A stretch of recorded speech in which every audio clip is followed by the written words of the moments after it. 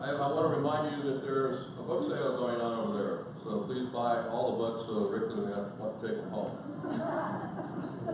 Also, there's a raffle going on too, so don't forget that. The raffle man is Don. Raise your hand, Don. There he is right there. Not that Don. Don Dixon is. Okay. So, you guys make me laugh. Anyway, what we believe in. I want to, one of the reasons we have this topic tonight is because we are a Judeo-Christian Republican club. That's our charter. We believe in God. You don't, I mean, there are people in our group who may not believe in God or have different opinions on God, but that's our charter, is we believe that man's rights flow from the Creator. The rights of life, liberty, and justice cannot be legitimately granted or rescinded by men. For a Judeo-Christian foundation, we believe in the guiding force of moral law, as expressed by the Judeo-Christian ethic and contained in the Holy Scriptures of these historic faiths. Self-government, we believe the only answer to the current moral decline that our nation now faces is a return to the beliefs and standards of morality, which our founding fathers placed into the Constitution. We believe that the framers of that document, when President Adams stated the Constitution will not work except with a religious people. We understand the concept of self-government begins with the governing of one's self first, then family, community, state, and nation.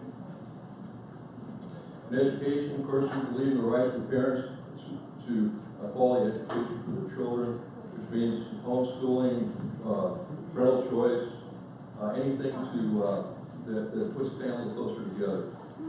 Taxes, we believe in a federal tax system is abusive to Americans while discouraging investment and growth.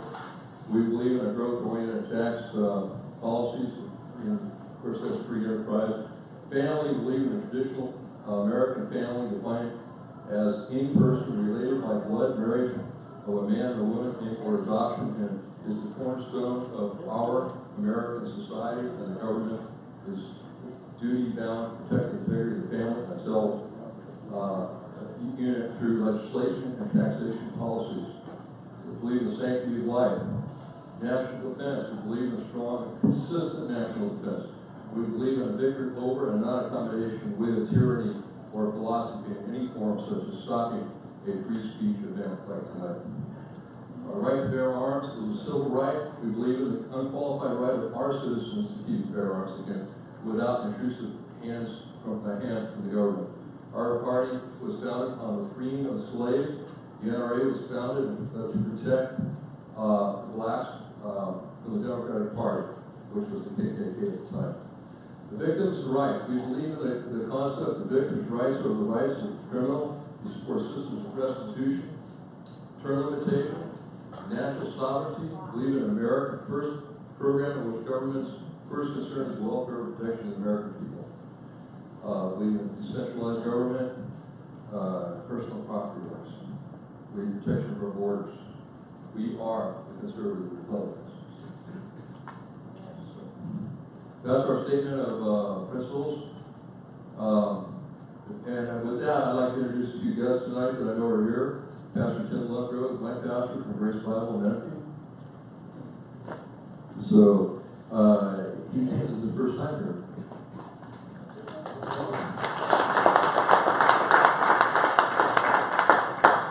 Loretta Carlock is here. She's head of the Women's Federated.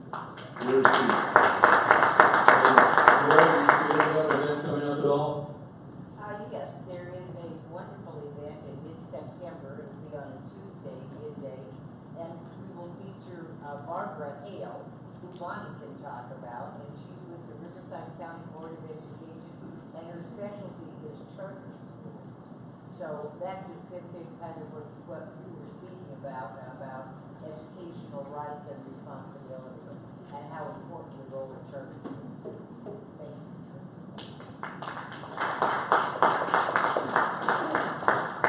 Is this working? Okay. Yes.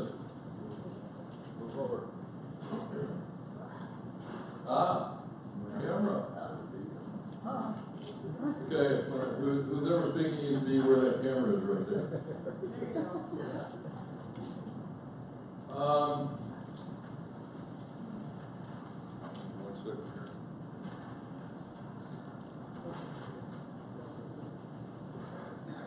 Doug Gibbs is here tonight. I don't know if you want to say a word. One word.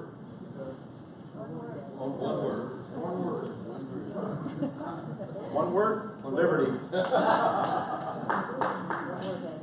Constitution Association on first Saturday of September, I think it's September 3rd, I think.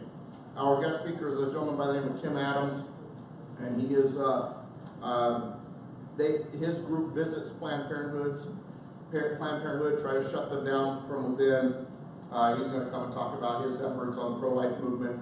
I just got back from a trip from Sacramento regarding the National Congress of Racial Equality. I'm working with them. Wherever they open their chapters in the inner cities, I'm going to be attaching Constitution classes. So I'm excited about that opportunity. So there you go. He's working in mostly minority areas, actually, Yeah. which is great.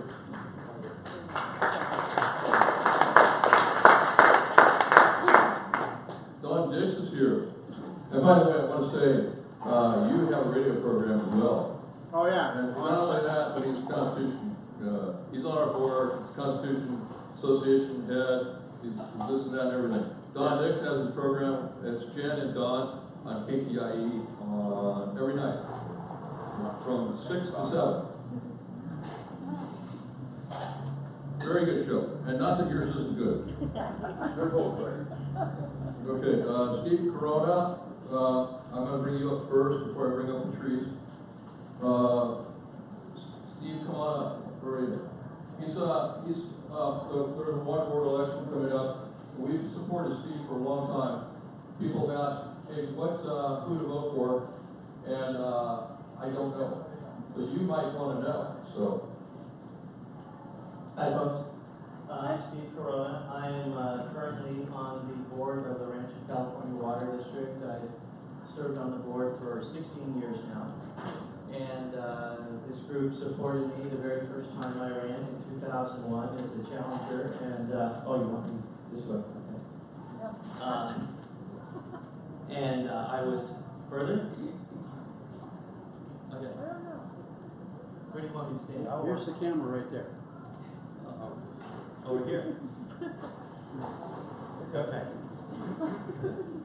Anyway, in 2001, and I was a challenger against incumbents who had been on the board for a long time, and I was successful in getting on the board, and I've been successful ever since with all your help. So anyway, you might have noticed the ballots are in the mail. It's a mail-in ballot, like an absentee type ballot, and there are four seats up. I am one of the incumbents, and Ben Drake is an incumbent, Jack Hoagland is an incumbent, and Bill Plummer is an incumbent. And then we have 4 or 5 challengers who are trying to unseat us. So, you know, I've been on the board for a long time. I've worked hard to try to keep our rates low. We've just gone through an incredible drought. And unfortunately for us in Southern California, all the water landed up north. And we got some water. We got a little over average rainfall down here. But during the drought period, we pumped our groundwater basin quite low. The water district owns Vail Lake, and so we took a lot of water out of Vail Lake. And that was in response to the state not providing us with water from up north. Well, now the water, there's all kinds of water up north, and the problem is getting it down here at a reasonable price. Now we have an empty lake, we have an empty groundwater, not completely empty groundwater basin, but a low water basin. And so we are trying to get the Metropolitan Water District to give us a reasonable rate, since there is so much water, and this is a one-time in a 30-year opportunity to get the water down here and fill up that basin, fill up that lake. They've been reticent to do so. They want $662 an acre foot for raw water, and by the time we take that water, put it in the underground basin and pump it back out again, we might as well just pay their regular rate for the water that's already clean, and we don't have to do any work for it. So one of our problems because of that, we're not pumping our basin now. We've cut way back on pumping our basin, and in order for it to recover, to try to recover, and we're having to buy the expensive water. So we have stayed at, and you may have heard complaints about this, we have stayed at we have a tiered rates system where there are five rates, and you pay a basic rate, and then there's an outdoor rate, which is tier 2, and then there was tier 3, which is considered slightly wasteful, and then tier 4, which is very wasteful, and then when you get to 5, we don't have any water at all. So then you're going to be, really rational. So we decided, as a board, we decided not to go back to tier 3.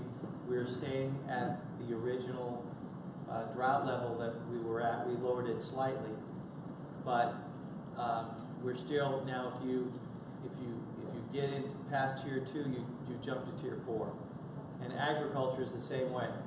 Agriculture has its allocation depending on whatever crop you grow, and you have that allocation that you're allowed to use, and then once you go past that, you jump to tier 4. So there's some folks that are trying to make this resident versus agriculture thing. It's just not that way. Agriculture pays the same thing as residential. It's just the tiers are a little different. Yes, sir. How come your usage billing so violently changes? 1 month I am very low at the bottom of tier 1, and next month it goes up like 300%, and no change in usage anywhere in the house. Just the 2 of us. That's it. Was that last month? It goes 1 month to another month. It's like, why rain? Yeah, a lot of times the allocation on the residential side of it is based on evapotranspiration. So if we get, evapotranspiration is a measurement that, I know, is a measurement of how much plants use water and release water, okay? So when it gets hot, there's more evapotranspiration. In other words, basically, your plant will use more water and it will sweat more water, okay? So the hotter it is, the higher what we call ET, and then they say, okay. We got to cut that water bill. short. It's not about the water tonight, but I've got another speaker. But go ahead. Drake said in his flyer that he plans to increase reused water. Recycled water. Recycled water. Yes. Do you? Well, absolutely. I'm the biggest user of recycled water in the district. Recycled water is the water that goes through the sewage treatment plant and then gets cleaned up. And I'm the only ag user in the district, and I use a ton of it over at my place. So I'm totally for it. Okay, we gotta go. We got actually. I'm sorry, but Thank you, folks. that's Steve. By the way, the Big Horse Ranch, Corona Ranch. Come up for 2 minutes. Okay. Hi everyone. So I'll be brief. I've been following CCAs. Does anybody here know what a CCA is? It's a community choice aggregation. And it's been presented to different counties throughout the state of California. It's part of Sustainable Development Agenda 21. And what a CCA is it's going to combine your electric with renewables, solar and wind. And this is going to up everybody's electric bill a lot. The only county that's ever used it and seen any kind of a decrease in their bill is Marin, and they have only seen 0.06% per month decrease. So it's really a bad idea, and now WRCOG, the Western Riverside Council of Governments, has approved it to be taken to your city and sold to your city. In other words, a consultant or a representative from COG will come to your city and present it to your city to try to get your city on board to become a member jurisdiction and sign a joint powers authority agreement. And then you will be bound by it's not even an opt-in, it's just an opt-out phase. You won't even be informed, but you will just get into the CCAs that are combined with the SGE. And then you'll have to opt out, which is the exit fee. So please be aware that this is coming to Temecula, Murrieta, all of Western Riverside County, and that your councils will be voting on this, and we need, what I'm here for right now is to see if you would like to sign up on my email list so that we can actually gather citizens to lobby their city council to oppose this, because this will be very draconian and it will increase your electric bill. So if anybody would like to sign up for my email blasts, please raise your hand and I will send you some information. Thank you.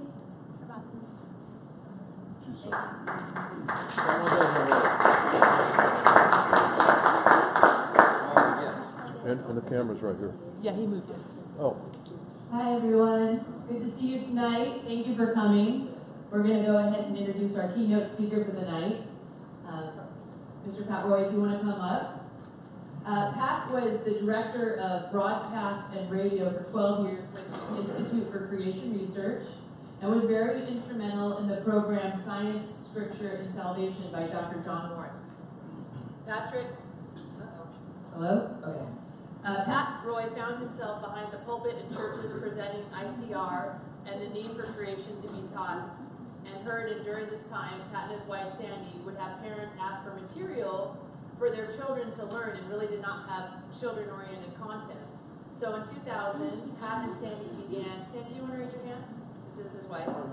Pat and Sandy began the Jonathan Park Creation radio dramas, writing, directing, and producing the Jonathan Park Creation Adventures for 15 years, which requires a lot of scientific research and connections with scientists all over the world. Microphone's not working. Mike's not working. Why does it keep going out? Maybe I'll go over here.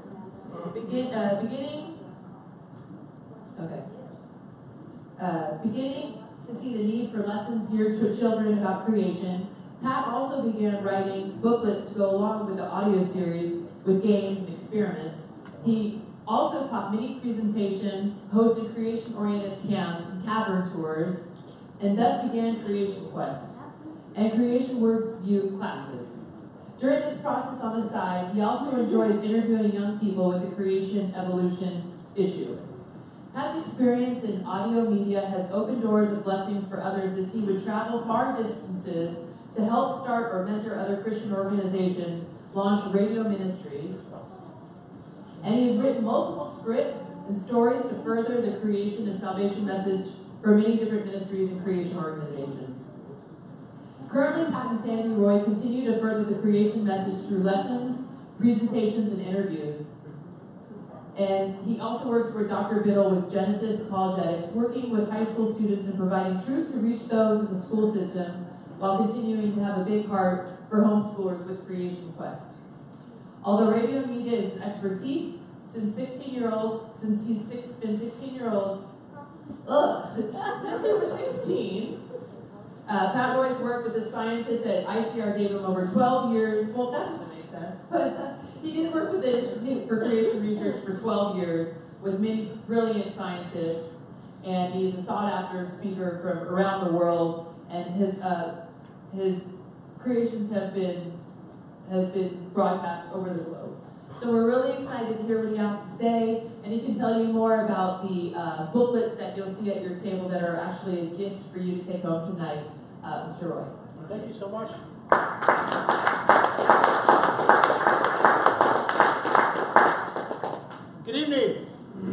How are you? Good. Good. Hey, we began with an invocation prayer, but I'm going to pray again. Is that okay? Yes. All right.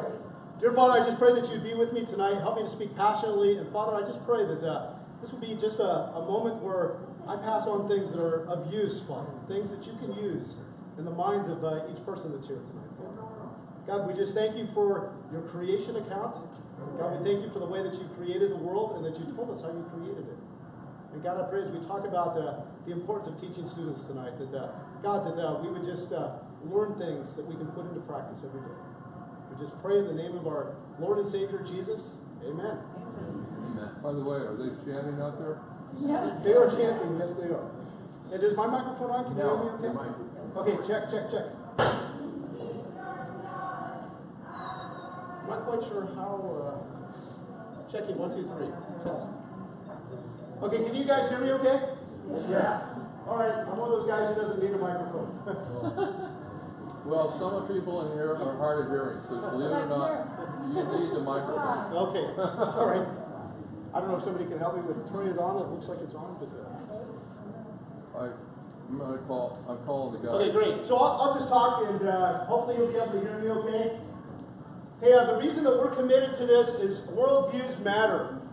Worldviews matter, and I feel like in America right now, more than ever, our young people are being told that they have no purpose, and they have no meaning, and that there's no purpose to the universe. And that's why I think that this is so important. Matter of fact, there's a sad statistic that says more than half of students will reject their faith by the time they're done with college. More than half. If you think about that, that is an amazing statistic. So listen, I hate that statistic. I hate it so much that I wanted to see if it was true. So I decided to start going out on the college campuses and seeing if it was actually true. Okay, so when it comes to creation versus evolution, which would you say that you believe the most? That's actually a really good question because I'm at a point in my life where I was raised in like a Christian family and church and stuff, and raised to be essentially a creationist, a traditional Christian family.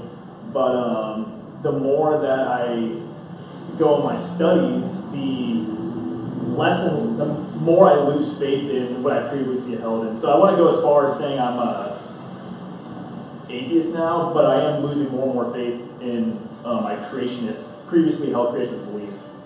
Cool. Were you guys raised in a Christian home? Yes, we were. Yes, I was. Yes, definitely. I was actually.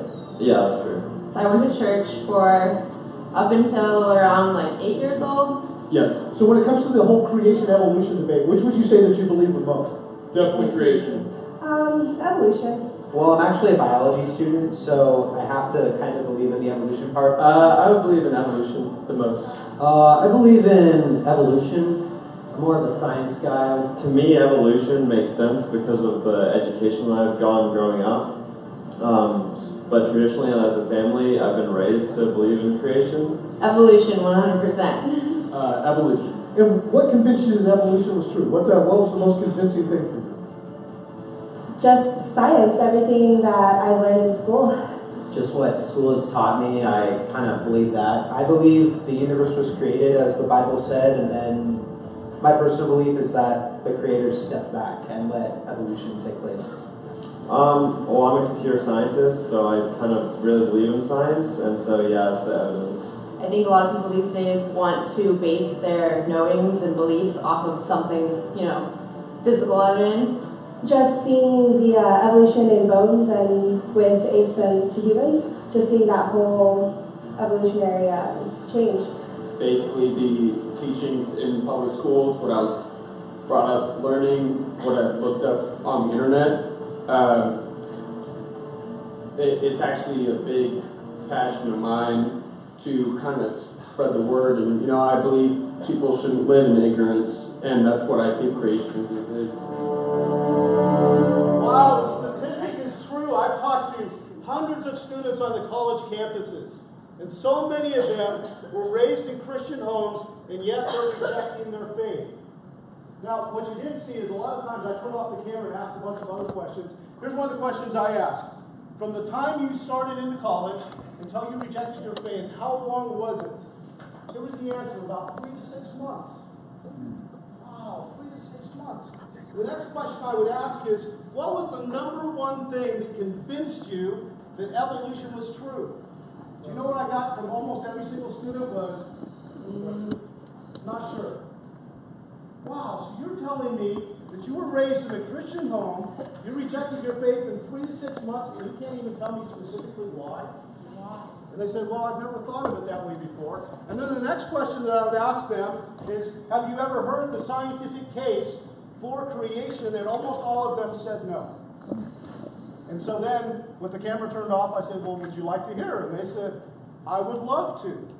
You know what that told me? Is that most of those students had never heard, they had rejected their faith because they had never heard the scientific evidence for creation, but they were all interested in hearing it. I didn't have one student say, no thanks, I don't want to hear it. All of them were ready to sit down and talk about it. To me, this is a huge issue. We need to be equipping our students to know the scientific case for what they believe. And that's why this is so important. Well, one thing I wanted to start off by saying, by the way, we've got all the protesters that are out here tonight. I started off by going out and talking with them. Are the evolutionists, are the atheists, are they our enemies? No. They're not our enemies, right? They're just fellow Americans, fellow humans, right?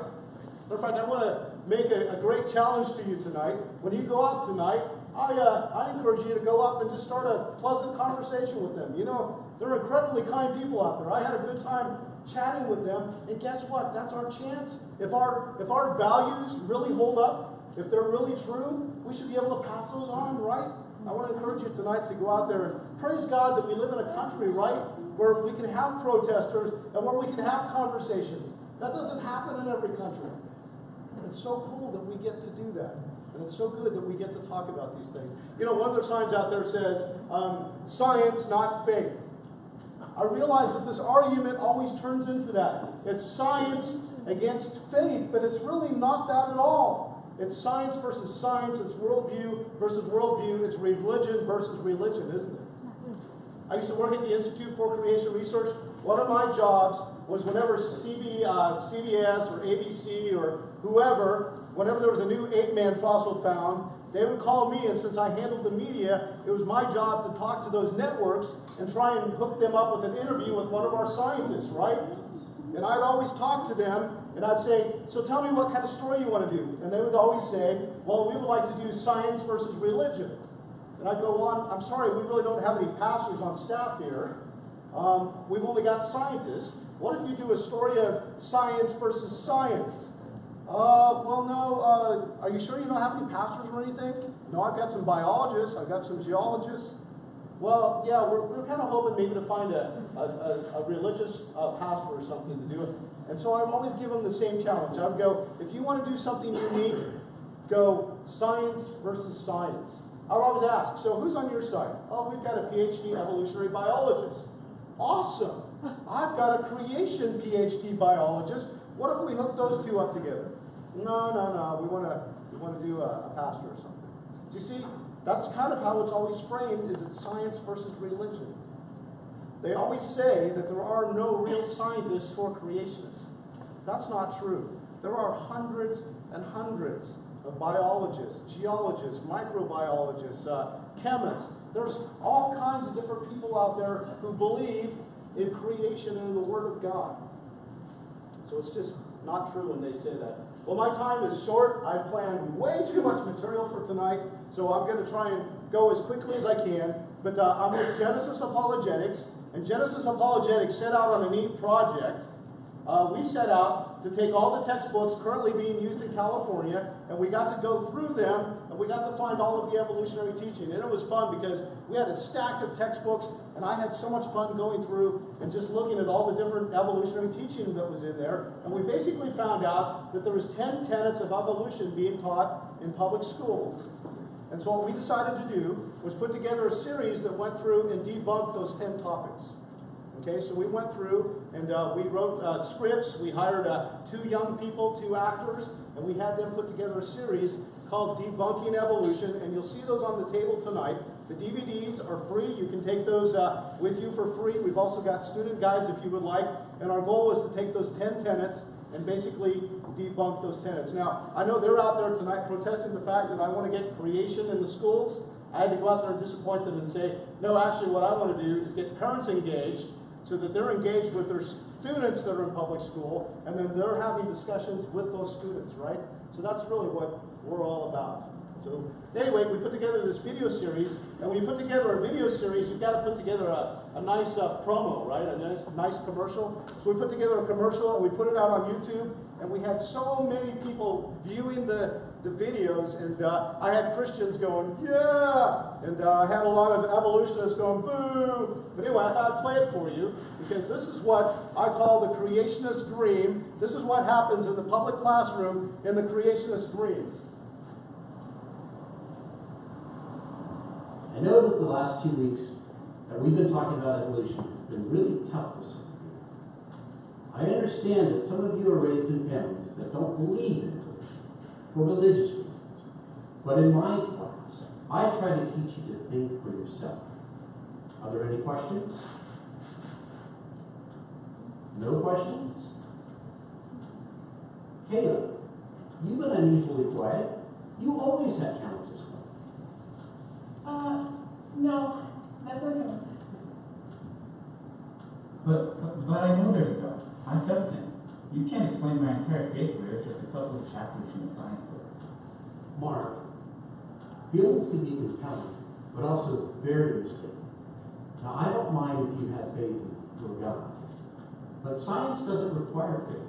It requires evidence. Anyone else? It seems to me that that's just what's missing from the whole idea of evolution. What's missing? Evidence. Evidence is missing. It just seems that it takes much more faith to believe in evolution than to believe in a designer. Do you have any examples? Well, how about when the textbook talks about the law of biogenesis? How life cannot come from non-life. But then in the next chapter it talks about how all life sprung from non-living material. And then it talks about mutation and natural selection and how it can change one animal into another, but mutation only loses information and natural selection can only choose from what's there. So how does a simple living organism turn into something like us? I mean, you have to think about like the complexity of the human eye and how we could never design something like that, or how the human body can heal itself. I just don't understand how some half-pound insect-eating shrew that somehow dodged whatever killed the dinosaurs could evolve from ape to ape-man over millions of unseen years, and then poof, you have humans. If evolution were true, we'd have millions of in-between creatures running around everywhere, right? And all of the in-between fossils could fit in the back of my Prius. And you know what else? I just don't understand how all of this started. I mean, you say that science doesn't rely on faith, but evolution requires faith. Faith that everything just burst out of nothing, that gas clouds collapsed and turned into stars, and all this stuff just collided around the sun to create planets, including Earth, that is just the right distance away from the sun to sustain life. It requires faith to believe that living organisms, created male and female, crawled out of the water and then magically became land-dwelling animals, which then became humans, all without intelligence or design.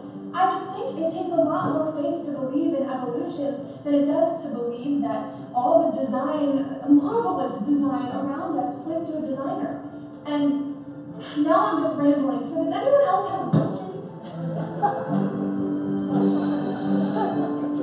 Stand strong in your faith. Visit debunkevolution.com. You know, last year we got to travel to lots of youth groups, lots of conferences where there were youth that were in public schools. Here's what I found out, is that a lot of times when they're teaching evolution, the teacher begins teaching evolution and the students are dead quiet.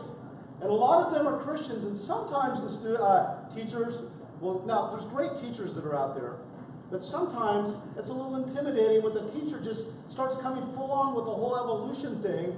And basically what we learn is we talk to a lot of students that the students will just sit there and listen without questioning anything. And here's the other thing that we found out, is if just one student will be brave enough just to ask a question, all of a sudden they begin to realize that they can ask questions. It's almost like it breaks the quiet, and students are ready to begin asking questions, and that's really what the classroom should be all about, right? The students should be able to ask real questions and get real answers to things, right? And so because of that, that's one of the reasons that we put together the series. I said that there was 10 tenets to evolution that we found in the textbooks. Here's the basic 10 that we took on in the series that we've got here. Now tonight, Jen has asked me to talk about evolution, and I've got like about an hour's worth of stuff that I'm going to do in about 10 minutes here, but let's fly through this, okay? So we're going to talk about evolution real quick, but before I do, remember that every good presentation has to have a commercial break, right?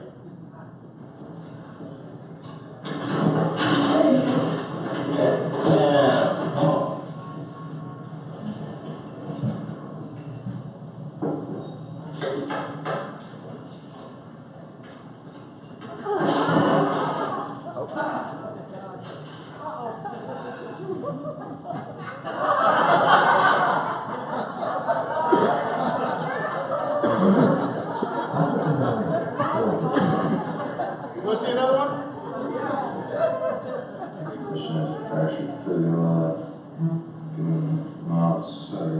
So you can be able to go on tomorrow. That is going to be so exciting.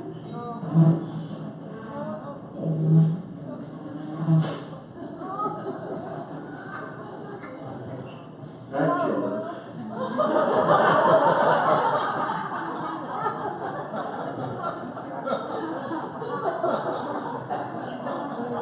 All right, so why do I play these commercials? I actually had a point in playing them, is that the doctors actually saw what was going on, right? But as the mom and the girl were coming in, they saw a lot of the same things and yet came to a completely different conclusion about what was going on, right? And same with the cat, right? The guy was actually fixing dinner for her, but she came in and she saw the evidence and she thought that he was killing the cat, right? Here's what I find happens a lot of times in the creation versus evolution movement is that we all look at the scientific facts and the evolutionists come away with their conclusions and we come away with our conclusions, right? And then we argue over them. And it's really interesting that we're looking at the same information. Now what's interesting is they can't both be true simultaneously at the same time, right? One's got to be right, one's got to be wrong, right? And so which side does the evidence best fall on? So tonight we're going to talk about evolution very quickly. I was going to talk to you about the different nucleotides that make up our DNA, but real quick, I want to show you how we go from DNA to actual proteins in our body. It's really amazing.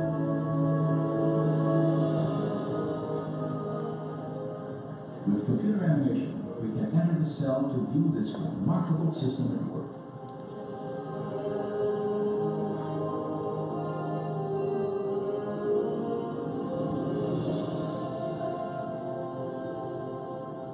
After entering the heart of the cell, we see the tightly wound strands of DNA, storehouses for the instructions necessary to build every protein in an organism.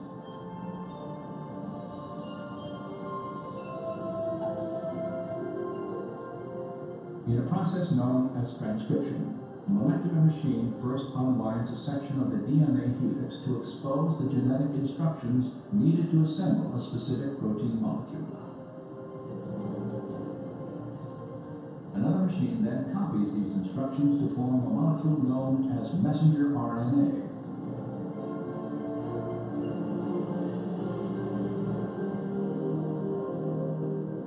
When transcription is complete, the slender RNA strand carries the genetic information through the nuclear pore complex, the gatekeeper for traffic in and out of the cell nucleus.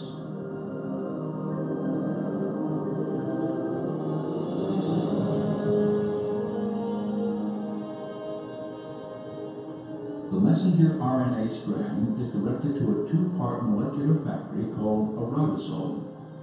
After attaching it so securely, the process of translation begins.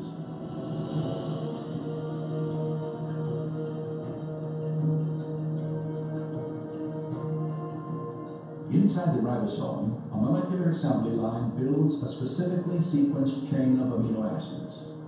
These amino acids are transported from other parts of the cell and then linked into chains often hundreds of units long. Their sequential arrangement determines the type of protein manufactured.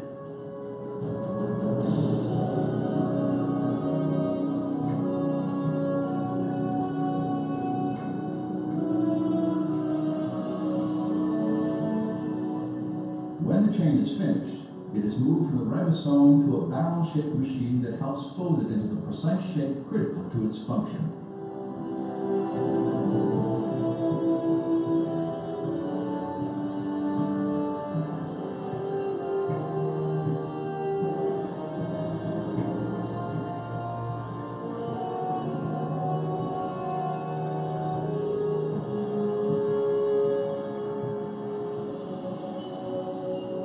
After the chain is folded into a protein, it is then released and shepherded by another molecular machine to the exact location where it is needed. Now, I don't know, when I look at that as a creationist, every time I see this, I go, wow, God, you are amazing. When you look at the mechanisms that it takes to do that, it blows my mind.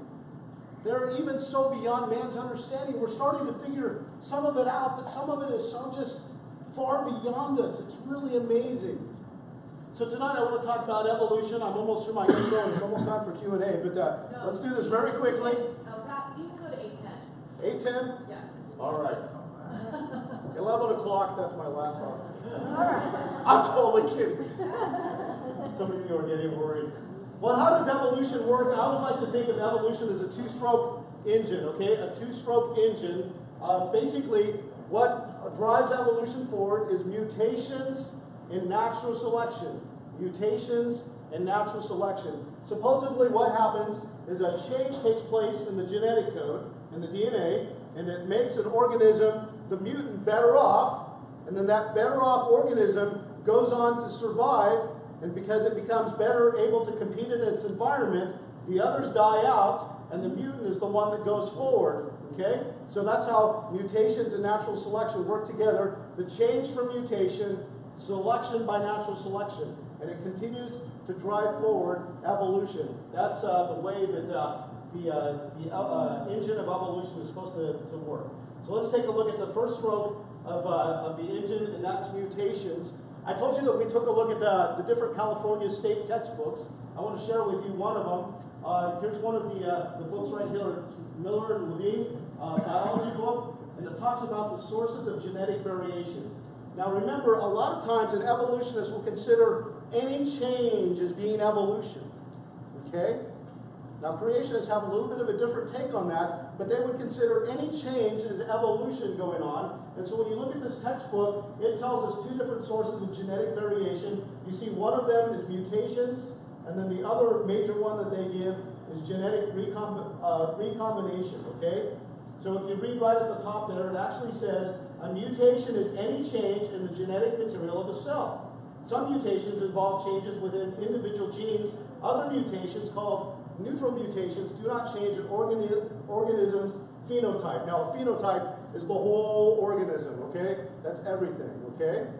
So that's what mutations are supposed to be, is a change that's taking place. Are mutations real? Do mutations take place? Oh yeah, lots of them all the time, okay? There's some types of mutations. Point mutation, that's where there's actually a change in the nucleotide. I'm just going to blow through these real quick. Inversion mutations, that's where it actually changes something backwards. An insertion mutation, where it inserts new information. Deletion mutation, where it actually loses information. A frame shift deletion, that's where it actually loses one of the letters in the code and everything moves forward. And then there's a frame shift insertion, where it adds information and it shifts all the information back. Here's a quote by somebody at Answers in Genesis. Virtually all observed mutations are in the category of a loss of information. Okay? This is different from a loss or gain of function. Some mutations can cause an organism to lose genetic information and yet gain some type of function. This is rare, but it has happened. These types of mutations have a beneficial outcome. Okay? So let me ask you this. If I went to this library and I was evil and I took a can of whiteout with me and I went, and I walked into the library and I pulled out a book and I opened up the book randomly and I whited out a letter. And then I put it back on the shelf. Did I ruin the library? What if I came back the next day and the next day and I began to switch things around and insert words and move them around and all of that? Would the books be getting better or worse? Worse. But with that first letter that I white out, it really didn't hurt the library very much at all, right? In fact, it would probably take years and years before everybody noticed. That's like mutations. Most mutations are so insignificant that they're what they call near neutral. They have no effect on the organism. Now, what if I took a jet manual out and I just happened to switch around the information that told a pilot how to land a plane, and then the pilot came and checked out the book and he read it and then he tried to land? Would that be bad? So every once in a while there's a mutation that can take place that's very detrimental to the organism, okay? So think about this. Most mutations are near neutral, don't really have that big of an effect, but every once in a while you can have some mutations that take place that have dramatic effects, okay? There's a guy by the name of Dr. John Sanford. Dr. Sanford is a geneticist. He's also the one who invented the gene gun for inserting genetic information into the genome. So this guy understands genetics very well, and he's also a creationist, and he has a book that he wrote, and he put this chart in here. And I love this because he took a bunch of data from a bunch of secular geneticists, and he tried to graph out how many mutations take place. Now you'll notice that over here to the left, you'll actually have negative mutations. Matter of fact, mutation effect. These are negative mutations. These are beneficial mutations, and he graphed them. Now what's interesting is that you'll notice that there's a lot more negative mutations, and then you'll notice down here are beneficial mutations, one that are supposed to be beneficial, okay? Now, he said that he even enlarged this curve so you could see it. If it was actually to scale, you wouldn't even be able to see the curve of the beneficial mutations. Okay, let's go back to the book again and read some more of what it says in the textbook there. Some mutations, such as those that cause genetic diseases, may be lethal. Other mutations may lower fitness by decreasing an individual's ability to survive and reproduce. Still, other mutations may improve an individual's ability to survive and reproduce. Okay, so some are lethal, they're deadly. Some decrease an individual's ability to survive, but then they say that some of them are beneficial to the organism, okay? So as I looked through this textbook, I tried to find an example of a beneficial mutation, and here's what I found in the textbook, was this. Over the past 20 years, mutations in the mosquito genome have made many African mosquitoes resistant to the chemical pesticides once used to control them. Aha! Evolution, a beneficial mutation. Now here's what I found out talking, I'm not a scientist, I'm a layperson, but talking to a gentleman who understands this. He said what happened in the mosquito is actually, through mutation, a loss of information, enzyme production went crazy in the mosquito, it was out of control, so it's a bad thing overall, but the benefit was that it became more resistant to the pesticides, okay? So still a loss of information overall, which produced a beneficial side effect. Now a lot of people bring up other examples, we're going to address those in just a second, but here was my thought. Think about what they're saying. This textbook is teaching students that we went from the first simple life all the way up to complex human beings. How much information would that take?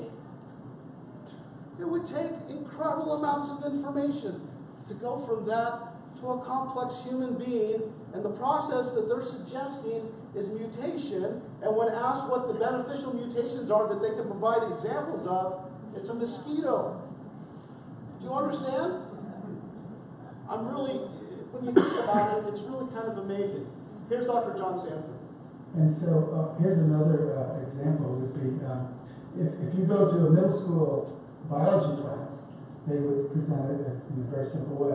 So you have a group of organisms, and 2 or 3 of them are mutant, they have some dysfunction, and 1 or 2 of them is extra good because they have a beneficial mutation. So you just select away the bad individuals and let the best individual have extra children, and it's just all going to keep getting better. The reality is everybody's mutant, and basically all the differences, they're mass, everybody carries tens of thousands of mutations, and the differences, each mutation has a minuscule effect, immeasurably small, so that the selection process is nothing to really grab hold of. no foothold. Now, your book is called Genetic Entropy, which by its very title suggests something stunning. So much is predicated, again, on the evolutionary perspective, on new information being added, new things being created. The point you make on the genetic level is that there's nothing new being created. Rather, what has been created is we're actually losing entropy. There's this principle of things slowing down, and you actually suggest in the book that just as we readily accept the universe's heat death one day in the far future, we undergo a gene death. The human race no longer will have enough to survive. Now, is this news? Are there others who are saying this, others who are admitting this, or are you on the cutting edge of something here? How is this thesis seen by your fellow scientists? So it's kind of a trade secret amongst population geneticists. Any really well-informed population geneticist understands that man is degenerated. And so basically you can find great quotes. There's a paper written a while back by a prominent population geneticist, and the title of the paper is, "Why Are We Dead 100 Times Over?" And he's basically addressing the problem. Things should be going down, not up, and so in deep geological time, we should have been extinct a long time ago. A more recent paper by Michael Lynch, published just a year and a half ago, looks at the human mutation problem, and he concludes that human race is degenerating 1 to 5% in terms of loss of fitness per generation. That's the verdict. The human race is degenerating rapidly, is what he concludes, and it could be as high as 10%, depending on exactly what the mutation rate is. So he's acknowledging the problem, and he's saying in the relatively near future, we will see significant impairment of human functionality. And so this is really one of the population geneticists I was speaking with said basically every human geneticist acknowledges that the human race is degenerating. So we're devolving instead of evolving. Because of all of the mutation, we're getting worse and worse off. That's the exact opposite of evolution. So think of the second stroke, which is natural selection. Its job is to select all the beneficial mutations and rejecting all the negative mutations, right? And to overcome, it would have to do it with almost 100% accuracy, right? To get rid of all the negative mutations. So that second stroke is natural selection. Now, does natural selection actually happen in real life? Yes, it does. In fact, here's the textbook. Again, here's what it says. Natural selection is the process by which organisms with variations most suited to their local environment survive and leave more offspring. So the example they give here is that the grass is green, right? So the bird sees the yellow grasshopper and it picks off all the yellow grasshoppers and leaves behind all of the green grasshoppers, right? There you go, evolution in action. No, it's actually natural selection. What happens when the grass dies and becomes yellow? Yeah, all of a sudden it goes back again, right? Exactly. So natural selection is a real thing. But now remember, they say that natural selection has to work to decide which are bad mutations and which are new ones, and keep only the new ones and reject all the bad ones. Dr. Georgia Purdom is with Answers in Genesis, and she is I forget her title. She is a molecular geneticist. That's what she is. Is natural selection the same thing as evolution? So is natural selection the same thing as evolution? Well, the short answer to that is no, but let's take a more in-depth look at why that's the case. And the first thing we need to do is define natural selection and evolution. Now, see, natural selection is an observable process in which organisms with certain characteristics survive better in a given environment. And there's a loss of information in the DNA. Genetic information decreases as a result of this process. Now, evolution is defined as an unobservable process which has occurred over long periods of time in which a single-celled organism has become all the organisms that we have today and have had in the past. It's directional in the sense that dinosaurs have evolved in birth, and genetic information must increase in order for this process to occur. So as you can see from the definitions, they're very, very different. But let's take a look at an example to really help us illustrate this difference better. And one of the most used and abused examples of evolution in action, which is really natural selection in action, is the development of antibiotic resistance in bacteria.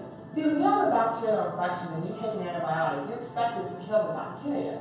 But sometimes the bacteria have a mutation in them that has allowed them to not be killed by the antibiotics. And so they survive better or selected for in that particular environment because of that mutation. However, they have to pay a price for that mutation. And if the environment changes, say for example the antibiotic is removed, they're not considered as fit and they're less likely to survive. So what have we really observed here? Well, first of all, bacteria remain bacteria. It's non-directional, and genetic information has been lost as a result of this process.